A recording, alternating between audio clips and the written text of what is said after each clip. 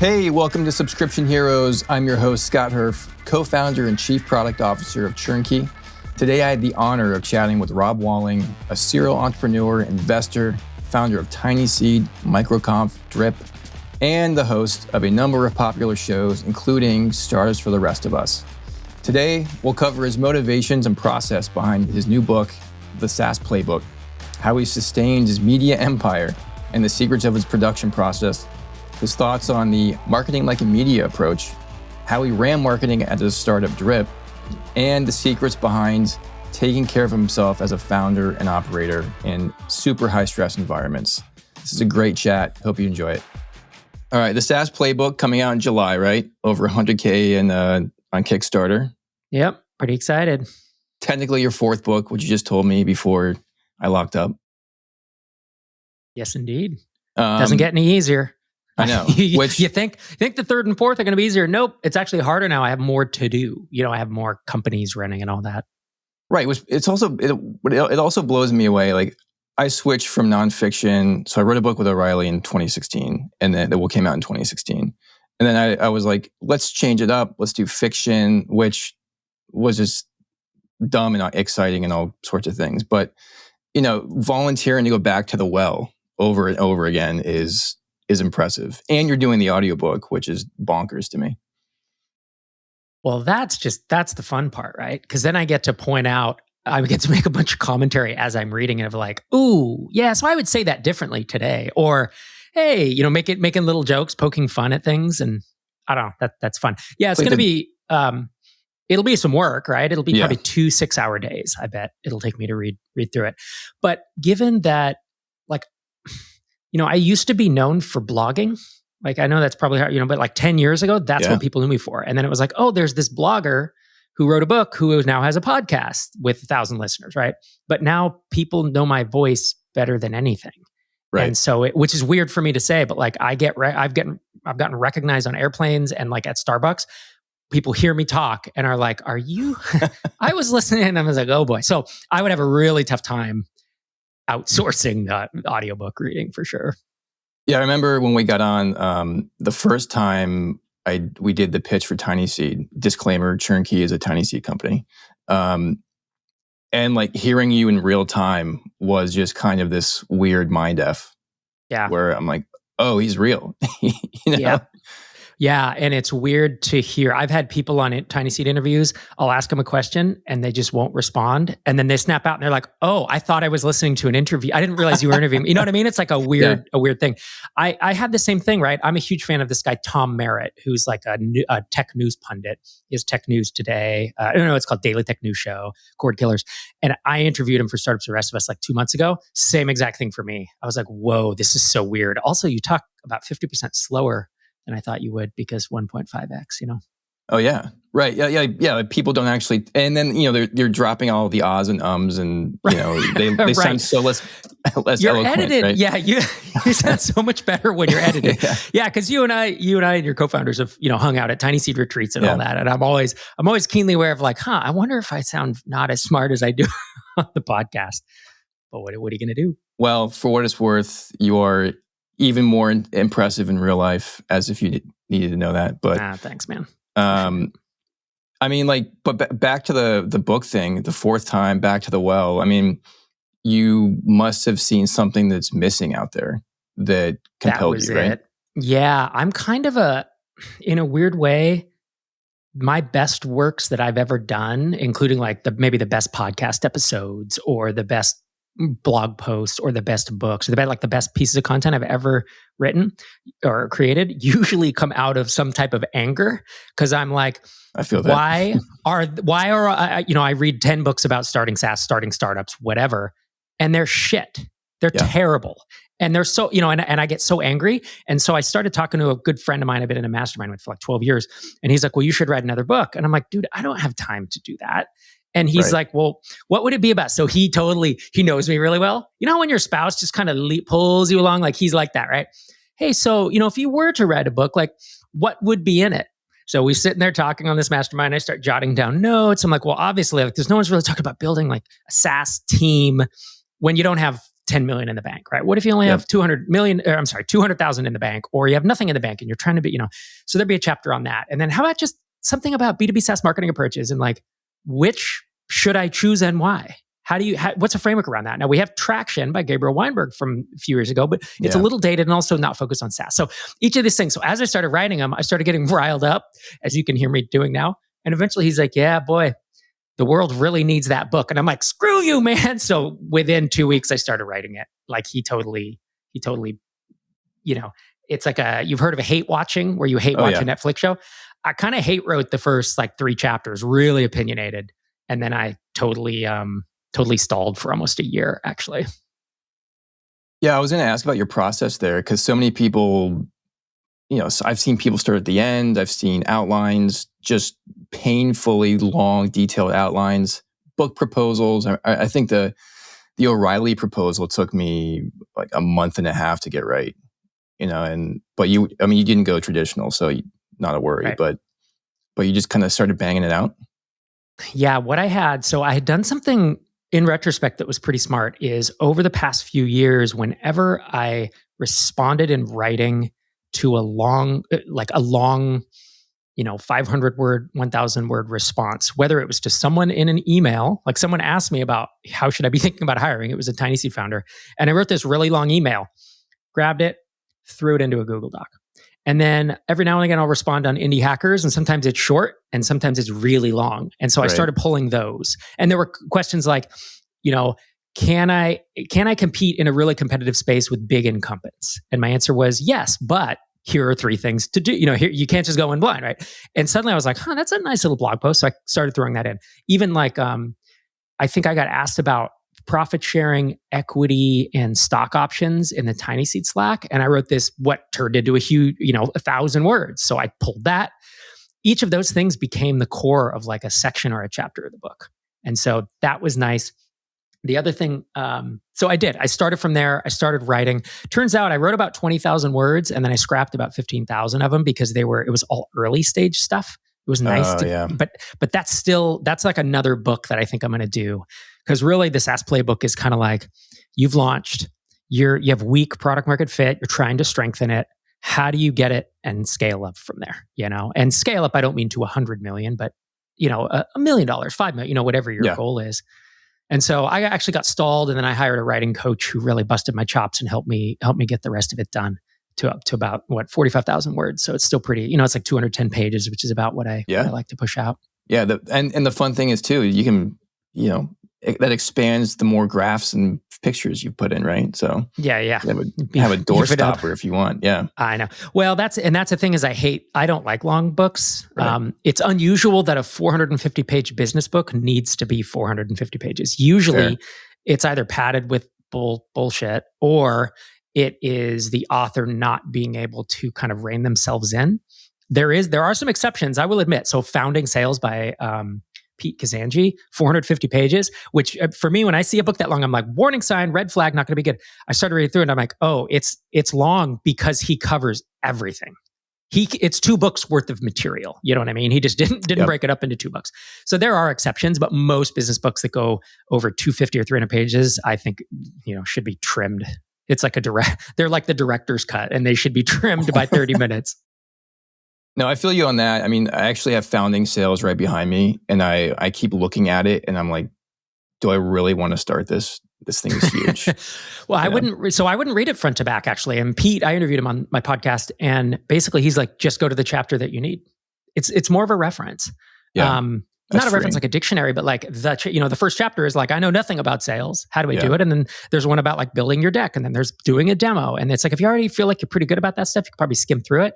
But by the time you get to the last chapters, it's like hiring your first sales person, hiring a whole sales team, hiring your first sales leader, scaling a sales team. Like you don't need those yet, So like I wouldn't worry about reading the whole thing. So is that how you approach this one, or is it more like, okay, you're an established founder, you're in this exact situation, here's how you go from, you're already at, I don't know, B or C, here's how you go to G or something. Yeah, that's really what it is. Mine is much less a reference because it is short. I mean, you could read, I bet if you're a fast reader, you could read this book in like 4 hours. and I bet the audiobook, because you're a little slower, will be 5 or 6. Like it won't be that long.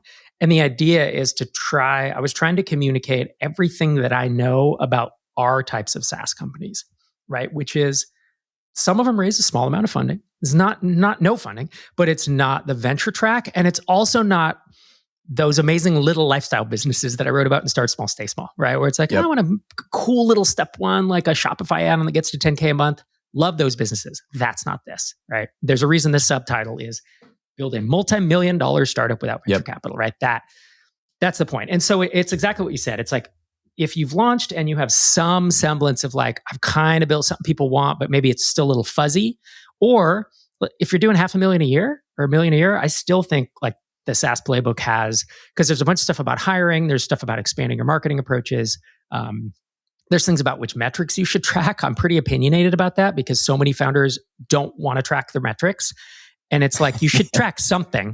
Let's not go blind, not go in blind, meaning. And because I've seen founders who build up to $500,000 a year and they're like, I did it without any analytics, just like Basecamp said. I don't even look at it. And it's like, well, good luck when you plateau, because you're going to have no clue what was working and what wasn't, right? It's having some type. So that's the kind of stuff where like, I think at most stages, as long as you're in the TinySeed MicroConf, like mostly bootstrap SaaS mindset, I think there's stuff in here for you. I'm excited to check it out. I mean, I've been reading. I read Blitz Scaling, and I got Ben Horowitz's book, and I'll name all the other ones, and the high growth mindset or whatever. But I can't remember the writer. But all these are, the lexicon is borrowing from what made Facebook successful and, what LinkedIn used. And it's just not applicable to B2B SaaS. I mean, they'll mention, they'll throw us a bone every now and then, but the lexicon is completely different. So it's kind of like you're reclaiming it, right? Yeah, I just want there to be a resource. Look, this won't sell as well. I won't sell as many copies as the books you just named, because those are more applicable to the broader venture space. The venture space is bigger than our space. And I'm under no illusion of that. But what I want to do, much like with my prior books, they're niche focused, but I want them to be best in class, Otherwise I shouldn't put it out. And so, there isn't a resource like this SaaS Playbook. If there was, I wouldn't have written it. So funny story, actually, about, let's say 10 years ago, I don't remember exactly when it was. I had this whole outline for a book. And I was like, what if there was a book where each chapter covered one like marketing approach that I know of, right? Mostly B2B basically. And each chapter had like a case study or how to do it or how to think about it, 20 chapters-ish. And I started pitching it to a friend. He's like, I love that. That's the most, like, do that, right? Yeah. So I started thinking about it. I started hashing out how I was going to do that. There were some limitations because I didn't know all of them. And the leap that I didn't make was to realize, well, I should have just interviewed people who were good at each of those, right, for the other chapters. Within 6 months, a year, Traction by Gabriel Weinberg came out. And that's exactly what that book is. And I was like, thank you. Thank you for making me not write this book. So there was already a perfectly, right? So then I didn't try to write a similar book. Similar with SaaS Playbook. Like the stuff I put in here is not anywhere else. I mean, maybe it's in some YouTube videos that I've recorded, right? Or some of my podcasts, but like it doesn't just borrow from like other people's work, and it doesn't borrow from one success I've had. Right? It's either the multiple successes I've had, or it's I'm invested in like 149 SaaS companies now, right? And across TinySeed and privately. And there's just a ton of examples in like learnings and frameworks and rules of thumb that I'm pulling from that corpus. So I feel like that's where perhaps it's a unique take. And again, I hate saying stuff like this because it makes me feel weird because tend to be pretty humble, but like a friend of mine said, it's the same one who talked me into writing it. He said, our community needs this book. Like as I started describing it to him, he's like, you need to write this because there's nothing out there like this, right? And so that's where I was like, all right, I have to do this. It really did feel at a certain point like, I will regret not doing this, And that's the kind of stuff that sustains you through the messy middle of writing and throwing out 15,000 words, I know that pain. Let's take a little break to tell you about Turnkey, the ones making this podcast happen. Now, I think Turnkey is awesome, but I am super biased because I'm a co-founder. But I love what we're doing for subscription companies. you might look at your churn numbers and think there's got to be a way to turn this around. There's got to be someone who can improve retention and help us track down why people are leaving your product.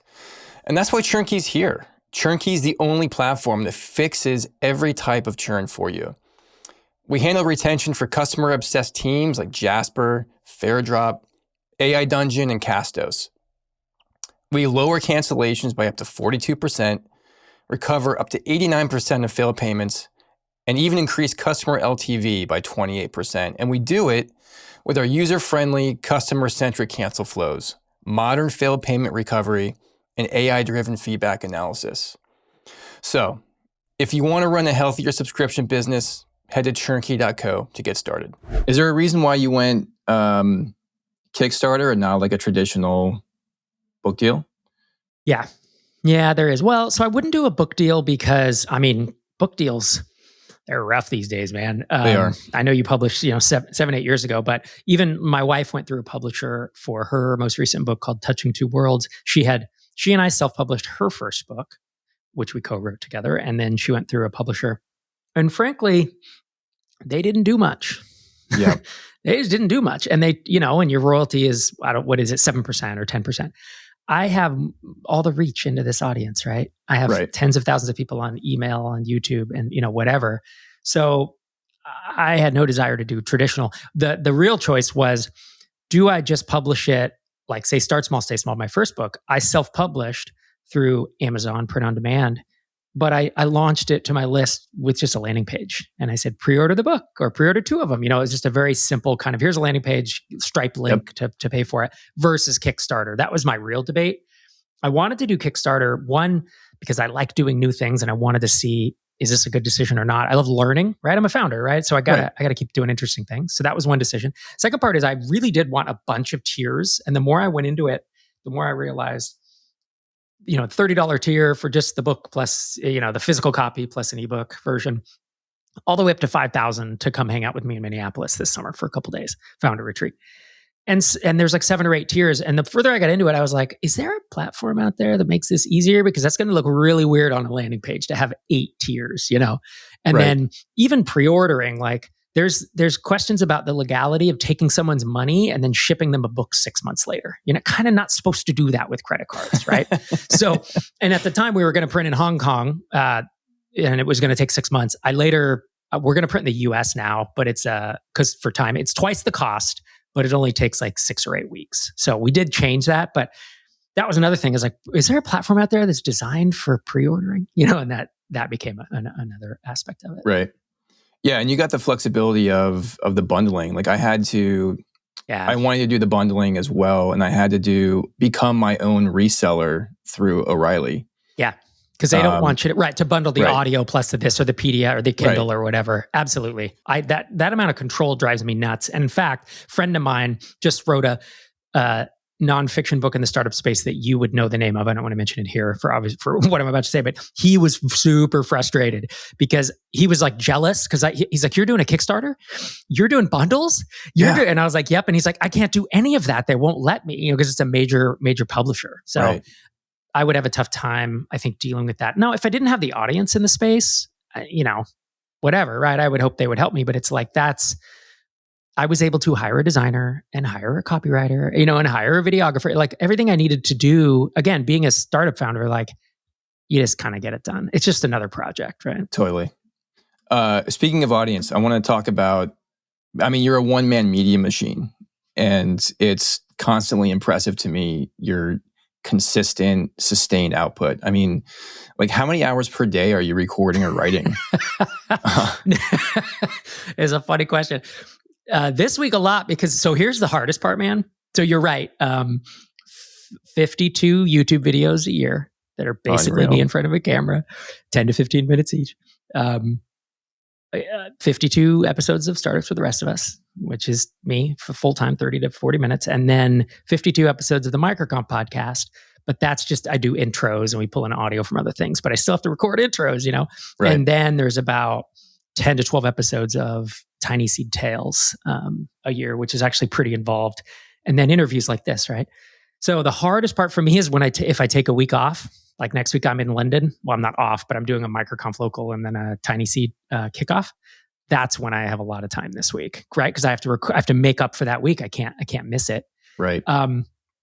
In a standard week, man, honestly, Startups for the Rest of Us episode, 1 hour tops. And that's it, right? If it's a solo episode, it's almost live to tape. This where Wow. I'm just talking. Yeah, I mean, there's editing involved, but Yeah. I pretty much, usually I have a whole Trello, right? I'll have these topics that come to me during the week when I'm listening to other things, and then I just go through them. The listener questions, Q&A, people are surprised. It's rare that I review the question before I read it live on the air. Like that's at the level, because I'm almost 700 episodes in. So It really has become, I wasn't like that when I started, but I've been doing it now for 12 years.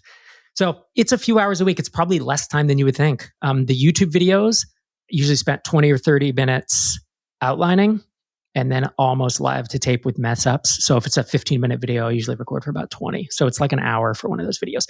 Now, when I started doing this, like YouTube especially, 6 hours, 7 hours for that. Like it would eat a whole day to record one. Yeah, it was crazy. And I was terrible at it, and the lighting's off and my performance is bad, and all that, and the videos aren't that great. But we got enough positive, you get more. So, we got like 100 subscribers this week. That's cool. Like 100 more people might hear about this, and then it ratcheted up. Now it's like, right at this moment, it's like 1,000 new subscribers on YouTube every 4.5 days. That's been our cadence this year. It's just bananas. That is. And that's how I keep the motivation, right? Because what we're getting at is like, how can you sit in front of a camera or a microphone this often, or for that much time? It's because the feedback. It's not, if no one was listening, I would have stopped. Yeah, I mean, and I admit this is like a bit self-serving because, obviously the context here, but, I completely agree. Like the immediate feedback loop would be so nice to get because it's just, I mean, it's human nature. It's dopamine hits. It's, oh wait, people are actually getting value out of it. So yeah. I mean, so 1,000, are you optimizing that channel at all? 1,000 subs every couple of days or a few days? We are. We're optimizing it. Yeah. We went from publishing long form videos on our YouTube channel. So you go to microconf.com/YouTube if folks are interested in seeing it. And if you go way back, you'll see we published our conference talks. We had all this great content. Jason Cohen, Heaton Shah, Stella Yefty, like just SaaS luminaries, right? Yeah. And we would publish this 40-minute talk from them that was just so good. And it would get 500 views, 750 views. And I'm like, this deserves so much more than that. The problem is those are not YouTube native. YouTubers don't tend to watch long form. The talks are slow to get going. You hear clapping, you walk on, hey, by the time the content starts, you're 2 minutes in. No one on YouTube has time for that, right? No. So we did we hired a consultant and we started really doubling down. And she was like, if you're going to do this, you got to go to YouTube native. You cannot repurpose stuff. Because we also tried to repurpose podcast interviews, Startups for the Rest of Us interviews, even tightening them down, cutting them from 30 to 15 minutes. She's like, yeah, still not really there. So that was when she started saying, here are the types of titles you need to use. Here are the types of thumbnails. Here's the types of descriptions. And then you need to record good video content. Mm-hmm. And that last part was the hardest, was just figuring out how do I get good at this? Because I was not. And that was just reps. Right. And I remember you telling me that it even comes down to the thumbnail, and the title. You got to kind of just like be immersed in the YouTube culture, Yeah. It's like SEO, where if you're really good at SEO, you start getting this sense, right? And you go to Ahrefs and SEMrush and you're like, I kind of know how to target this keyword. Like in YouTube, it's similar. We could have learned it. And in fact, I started learning it. And then at a certain point, we're like, we found a consultant who's better at it than me. And they're not that expensive. We're going to hire them to help us instead. So is YouTube now one of your biggest channels? Or I remember you mentioned Reels a few months ago was taken off a bit. Yeah. Is that the shorts, YouTube shorts? Yeah. Oh, yeah. I'm messing up. Reels is Instagram. I'm not super social media, so I don't actually know the difference. Shorts have not performed well for us, but that's probably a separate discussion. Yeah. YouTube is certainly our fastest growing right now. And it's that interesting thing, but I would say that the podcast Startups for the Rest of Us still continues to be the most engaged. You know what I mean? Like because it's 30 minutes, just me and you, and you're doing the dishes, whatever. if the first few minutes are boring, you probably don't skip the podcast. You probably give it a few more minutes. If the first 20 seconds of my YouTube video are boring, you probably skip me because you have 100 more in your queue. So it's much more, I'm one of many in YouTube. In addition, like if I say, all right, 25,000 subscribers to Startups the Rest of Us, 20 to 30, it's really hard to know for sure, but let's say that's the number. What I mean by that is I receive 20 to 30,000 downloads of every episode new within X amount of months, right? When I say, so subscribers kind of means downloads, which let's say means listens. It won't exactly, but we'll just say it means listen. When I'm on YouTube and I say we have 52,000 subscribers, which I think is probably what we have today. If I put out a video that doesn't kind of catch the algorithm, it gets like 1,500 views or 2,000 views. Does that make sense? So it's very much, YouTube starts by showing it to probably our most loyal subscribers or whoever's online at that point. And if the engagement's there, because YouTube makes ad revenue, so you need engagement, otherwise they don't make the revenue.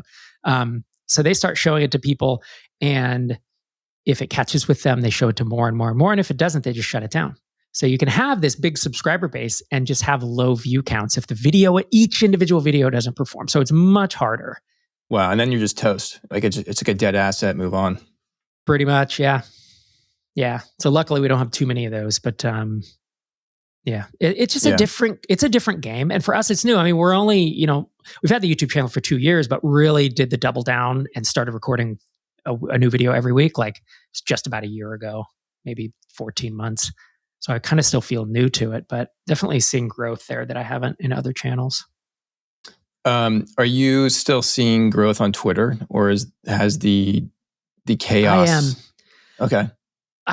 But I think the most recent couple things, I had a couple tweets that kind of went viral, and then the SaaS Playbook launch for the Kickstarter, I think added a few thousand, and I only have 29,000 or something, 28, 20. So it's not like I have a huge account, but I think I added 10% more, which is probably the single event that has increased my Twitter following by the most since I signed up for it. So I'm still seeing increases. I'm not on Twitter that much. I mean, I'm on a couple times a week, and that's fine. And I respond, but it's not my game, even though I wish I didn't have to be on it, is my honest answer. I don't love Twitter, but it is, I'm investing in startups. I have a community and an audience. So and it's tech. How can you not be on Twitter? Right. Right. Well, that means you're on Blue Sky now too, right? Not yet, but I am what's called let's see. Remember the early adopters? You remember Crossing the Chasm? Mm-hmm. There's I forget what they all are. I'm definitely not a laggard, but I'm kind of the early majority probably. I will wait. I didn't sign up for Mastodon because I was like, I don't think it's going to work. And turns out probably right. But it's not going to work is usually the right answer with new social networks because most of them don't. Right. How you think of Clubhouse, you think of Periscope and those ones that were fighting that out a few years ago. But here's the downside to that is I heard about Twitter in 2007, right when it was early, and I didn't sign up till 2009 because I was kind of didn't really want to do it. So I did miss out on early growth. There's a reason I only have 29,000 followers. Is that I probably missed those first 2 years of growth. So if you vouch for Blue Sky, I'll think about signing up. But until then, it feels like the Wild West. I mean, it basically is. It's almost like Jack reliving 2006, but with better tech. Yeah. And if it's any consolation, I signed up for Twitter, I think in 2006. Wow. And I'm user 6,000, and I only have 6,000 followers. So. All right. Well, I did something wrong there. Right. I wanted to shift to just media in general and how it applies to SaaS and this whole notion of marketing like a media company. I don't know. It's been around. I mean, I think HubSpot wants to claim that they coined it, but I'm sure it's been around longer. I mean, do you think this is still a good approach for B2B SaaS and growing mind share and distribution and all that? Only if you have millions and millions in the bank. I think if you've raised 10 million and at a high valuation and you can hire a media team Yeah. to produce amazing YouTube content. Now think of HubSpot did this, right? They bought The Hustle, and then they've kind of always been inbound marketing was their big thing. Dharmesh blogged, and then they created video. They're good at it. Right. Rand Fishkin did this with SEO Moz with his Whiteboard Fridays. Really good stuff if you go back and watch it. Chris Savage or Wistia in general, right? They did a lot of this. They are a video company, so realistically they should have been. What's the commonality in all those companies? They all raised cajillions of dollars, right? Right. Like Moz raised, I don't remember what the number is, like 30 million maybe, and Wistia raised 50. I don't know. It's a lot. And Wistia specifically is in the media space, right? So it makes sense that they were video hosting. So I think if that's in your wheelhouse and you're really good at it, fine. It's much like freemium, like having a freemium model where like it pushes revenue down the line. Talk about 5 stages of awareness, of like, hey, someone's like not even aware they have a problem, and then they're aware they have a problem, and then they're aware that there are solutions, and they're aware of your solution, and then they're an expert, right? Media company is like the very first stage, not even aware you have a problem. We're just going to talk about startups, like, you're turnkey, right? It's like we're churn software, we're solving it for subscription, for subscription companies. But you could go write articles about entrepreneurship in general. Here's how to become an entrepreneur. Like that is what being a media company is like, is it's so far up the funnel. It's not that you shouldn't do it, but if you're a bootstrap founder or you have, $500,000 in funding or less, you have much, much more important things to be focused on than going and dumping a lot of money into this. I'm not saying don't start a podcast, because I do, you obviously have a podcast. UserList has a podcast. There's a bunch of TinySeed companies with podcasts. There's some with YouTube channels, and they are interesting channels, but stay close to the money in terms of you want to be lower down in that funnel or lower down in the awareness, meaning, not producing, I guess it's like, Netflix type content, which a lot of Wistia stuff was very like a lot higher up in the funnel, and same with HubSpot, but they can afford to do that. Right. Right. It's not just 2 or 3 or 4 people talking into a camera. There's camera movement, and you have a set and all that stuff. It's expensive, and it's time consuming, and it's amazing content. And over years, it will build a brand and it will push customers. But when you're at 5K MRR, 10K MRR, and you're trying to, it's like, no, do marketing, do outbound, do pay-per-click, do SEO, do, whatever it is, go to in-person events. Like there's way better B2B marketing approaches for small, scrappy companies than becoming a media brand. But becoming a media brand is fun, especially for, if you want to do it. Like that's the fun part. And it's the spinach is your pay-per-click ads and your, whatever else, all the grindy marketing approaches that actually move the needle. And ice cream is, I want to get on a microphone and record a YouTube video, and it's a siren song. And buying the new gear is fun. And, all the shiny bike syndrome. Right. Exactly. I want to talk about drip and how distribution when you were running drip is different than, or the same as distribution today. I mean, there's the, like you mentioned, the template or the pressure or the, I don't know, the coming from, HubSpot and the media company crew.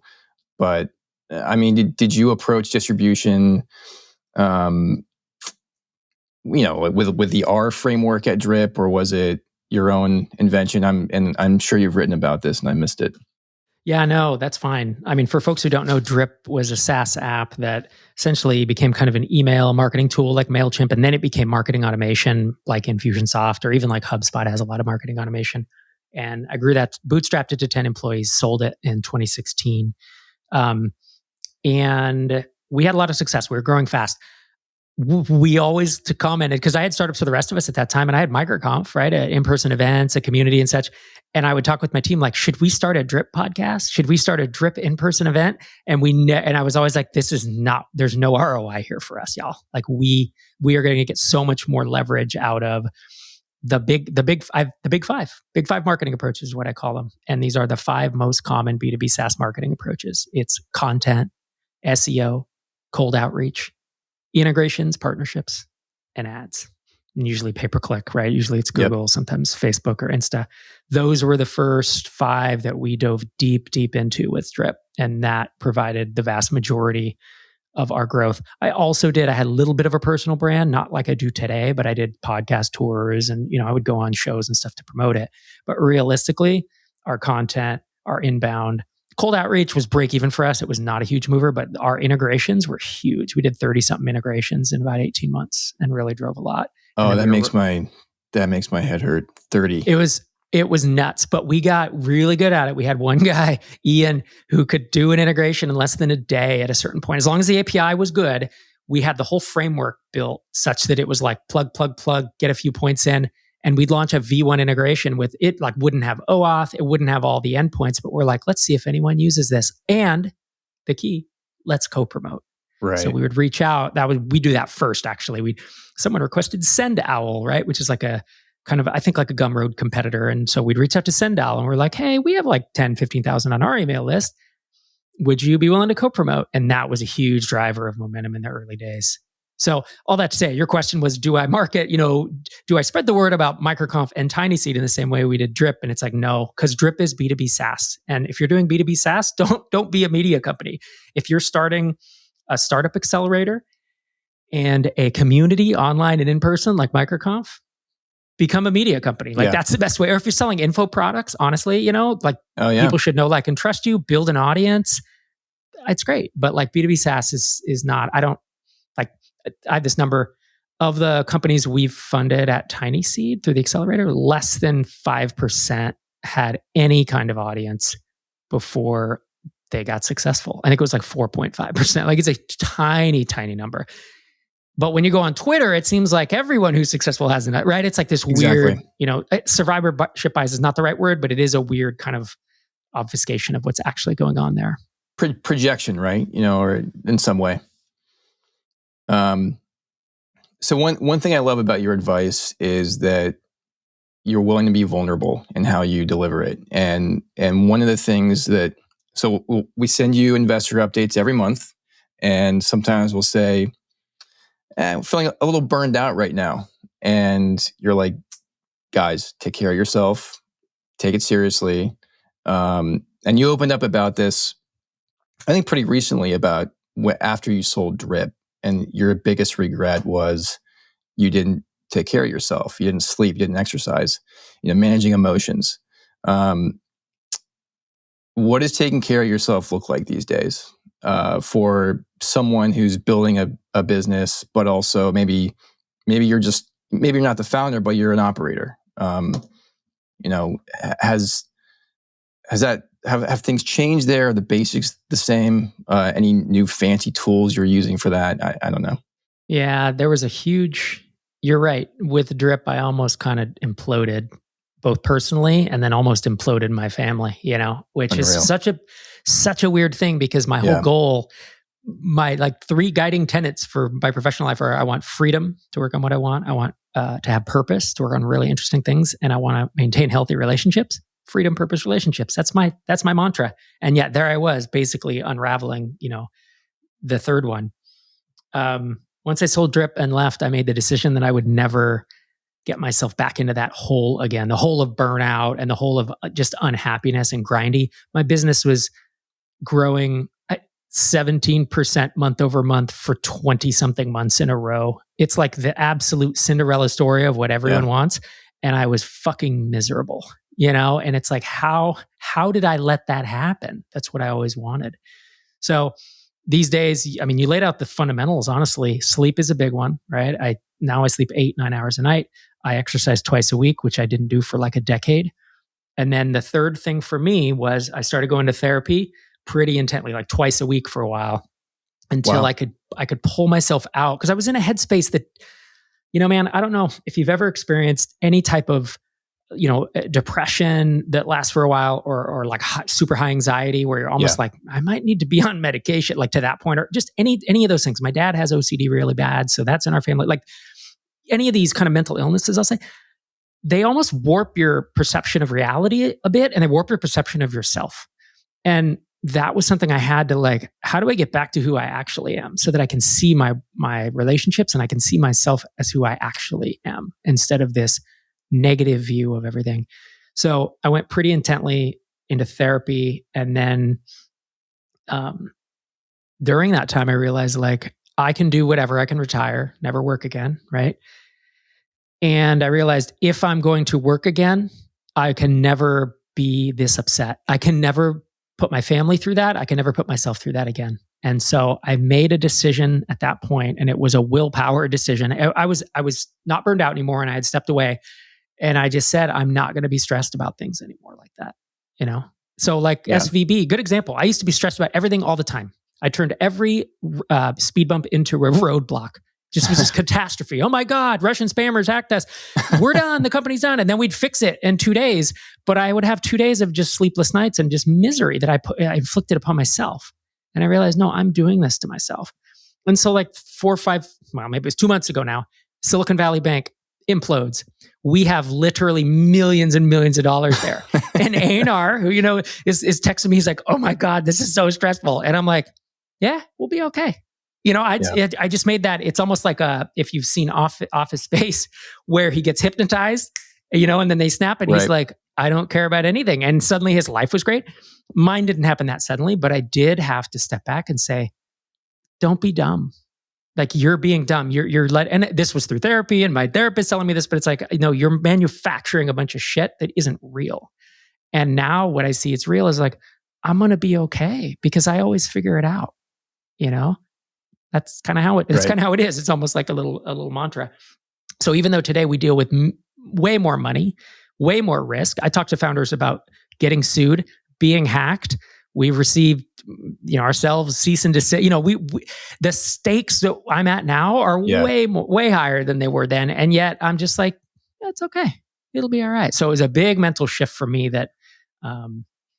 Hopefully if you feel like you're where I was, if you're listening to this and you're where I was a few years ago, that it's like, get help, man. Cause I didn't until 2018, which was just years later. Man, that's so powerful. And I'm frustrated that there's such a stigma around mental health and therapy. I've been in therapy, I don't know, I went for 4 or 5 years after we were the first acquisition Tinder made. And that whole journey was like very taxing, and then suddenly you're thrust into this environment that you have to figure out how to navigate on the fly while performing, and it just wrecked me. I gained like 30 pounds, just self-destructive behavior, and it was therapy that brought me out of it, and saved my relationship. So double recommendation for therapy. I would not be married with kids today or doing turnkey or doing this if I hadn't done it. So yeah, it's pretty incredible. Yeah. All right. We're almost at time. 2 final questions I want to ask you. The first one is, what's something you've read lately that's had an effect on you? I was super impressed with Dan Martell's book, Buy Back Your Time. Okay. I've read a lot of time management books, and Dan himself was a startup founder, and this is specifically for founders. And I go into these books skeptical. Usually most business books are not good, and I have a pretty high bar. I started reading it, and I'm like, this is super detailed.